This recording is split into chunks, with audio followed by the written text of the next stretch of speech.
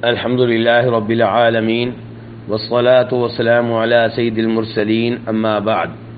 ایک بھائی سوال کرتے ہیں کہ کیا کوئی عورت اپنے شوہر کے پیچھے باجماعت نماز پڑھ سکتی ہے؟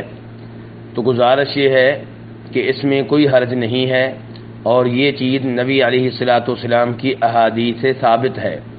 مثال کے طور پہ امام مسلم رحمہ اللہ روایت کرتے ہیں جناب انس ابن مالک رضی اللہ تعالیٰ عنہ سے کہ نبی علیہ الصلاۃ والسلام نے انس ابن مالک کو اور ان کی والدہ یا خالہ کو نماز پڑھائی، تو جناب انس ابن مالک کہتے ہیں آپ نے مجھے اپنی دائیں جانب کھڑا کیا اور جو خاتون تھیں انہیں ہمارے پیچھے آپ نے کھڑا کیا۔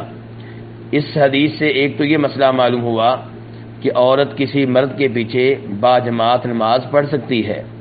دوسرے نمبر پہ یہ مسئلہ معلوم ہوا کہ اس حالت میں عورت امام صاحب کے ساتھ کھڑی نہیں ہوگی، بلکہ وہ الگ سے پچھلی صف میں کھڑی ہوگی۔ نبی علیہ الصلاۃ والسلام نے انس ابن مالک کو اور ان کی والدہ کو یا انس ابن مالک اور ان کی خالہ کو ایک صف میں کھڑا نہیں کیا، بلکہ انس ابن مالک کو آپ نے اپنی دائیں جانب کھڑا کیا اور جو خاتون تھیں انہیں مستقل طور پہ پچھلی صف میں کھڑا کیا گیا۔